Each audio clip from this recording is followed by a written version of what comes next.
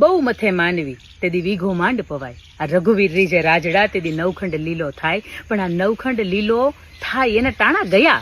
તું ટાણે આવી ને તો અમે બાપ તારા ઓવારણા લઈ, તારા પોખણા કરીએ, તારા ઓખણા કરીએ, તારા આવવાના અમે વધામણા કરીએ. પણ આ માવઠા રૂપી તું આમ દિવાળી આવી ગયો, અમે તારા શું વધામણા કરીએ? અને અમારું આંગણું તો કોકે ઝાલક મારીને પલાળી દીધું હોય ને તો તને ઈશ્વરને ફરિયાદ કરવા માટે અમે આવીએ. પણ અમારા આંગણાની અંદર તે નદીઓ વહાવી દીધી. બાપ તને ફરિયાદ શું કરવી? આ જગતનો તાત, આ ખેડૂત, એને કેટલાય માથે હજી કરજ બાકી છે, કેટલી લોનું ચૂકવવાની બાકી છે, એને કેટલી દીકરીઓના પ્રસંગ ઉકેલવાના બાકી છે, કેટલાય દીકરાને ભણાવવાના બાકી છે, કેટલાય મા બાપના ખાટલા આંગણે પડ્યા છે, અને કેટલાય હજી બેન દીકરીના મામેરા કરવાના બાકી છે. અને એની અંદર એને મનની અંદર એમ હતું કે 2, 5, 25, 50,000 કે લાખ 5 લાખની આ મોલાત થાય. પણ એ મોલાતને તે ધમરોળી નાખી છે.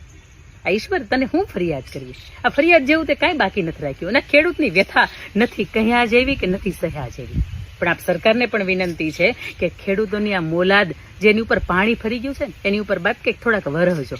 કારણ કે એને તમારી પાસેથી બીજી કોઈ આશા નથી. અને આમ જોઈએ ને તો લગભગ ખેડૂત એટલે એક એવો વ્યક્તિ છે કે જો દુનિયાને રાજી રાખે. તમારું મારું પેટ ઠારે છે. અને શહેરીજનોને કદાચ વરસાદના 2 છાંટા પડે ને તો એને તો ભજીયા કે સમોસા મૂકવાના મન થાય. પણ આ ખેડૂતની માથે જ્યારે મોલાદ પડી હોય ને 2 છાંટા માથે પડી જાય ને બાપ, તે દિવસે એને ઝેર પીવા જેવા ટાણા હોય.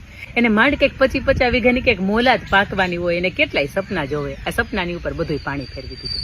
અને તેથી છતાંય ખેડૂતનો આ જગતનો તાત કદાચ એવું કહેતો હશે કે વિપત પડે ના વલખીએ, વલખે ને વિપત જાય, વિપતે ઉદ્ધમ કીજીએ, ઉદ્ધમ મહેનત ને થાય. એટલે ભલા માણા હું ઉદ્ધમ કરવાની, હું પાછા ફેરવવાના, ક્યાંથી અમે કડબું ભેગી કરીએ, ક્યાંથી અમે આખાય વરહના જે ઢોર ઢાંખરને ખવડાવવાના ખડ છે ને ક્યાંથી ભેગા કરીએ? આ બધું તે પાણી કરી દીધું. માત્ર તે પાણી નથી કર્યું, અમારા આયખાને અમારી આંખડીયું છે ને એને તે બાપ પલાળી દીધી. અને હવે આવી ને તો તું ટાણે આવશે. આ ટાણા વગરનું આવીશો ને આ કેટલાયની પથારી ફેરવીને જાશે. અને બાપ સરકારને પણ 2 હાથ જોડીને વિનંતી, આ ધારાસભ્યોને આસપાસ તમારા જે વિસ્તારોની અંદર જે આ પણ ઘટનાઓમાંથી જે ખેડૂતો પસાર થઈ રહ્યા છે ને એના બાપ ઘરે ઘરે જઈને જાજો, એને સાંત્વના આપજો. એને તમારા ખભાની અંદર સાંત્વનાની જરૂર છે. એ ફરીથી પાછો એ દાણો વાવવા માટે તૈયાર થઈ જાય. અને એ દાણો વાવતો તો ત્યારે એને ક્યાં ખબર હતી કે હાથમાં આવેલો મોઢાની અંદર આવેલો કોળિયો છે ને દૂર થઈને વયો જાય. આપણે બધાએ પ્રાર્થના કરીએ કે ખેડૂતોના આમની અંદર ફરીથી હોશ ભરે, ફરીથી એ અન્નના દાણા ઉગાડે ને તમારે મારે આંગણે આવે.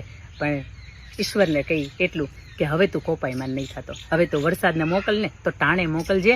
આ નવખંડ લીલો કરવા માટે કમોસમી વરસાદ અમારે નથી જોતો. બાપ જય હિન્દ, જય